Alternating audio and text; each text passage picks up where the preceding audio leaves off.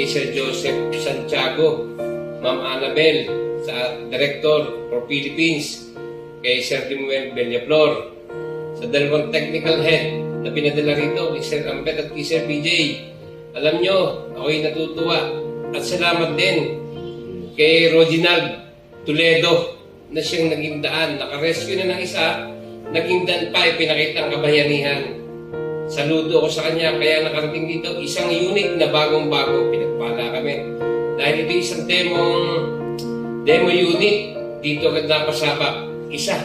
Ang tinarbaho nito yung pang isang linggo, tinarbaho lang ng 2 araw, isang araw.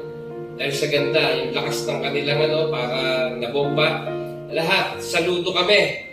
Muli, sa Crest Philippines, kay Sir Joseph Santiago, kay Ma'am Annabel Santiago, mabuhay po kayo. Hayaan niyo po, una, ang amin pong local government ay kukuha ng inyong makinang ito dahil ito'y kailangan primary need ng aming LTREM. Mula po sa bayan ng Cuenca, Mayor Alex Magpanday po, nagpapasalamat, taos puso po, hindi po matatawaran ang kabayanihan ninyo, hindi kayo nagdalawang isip para dalhin dito kami.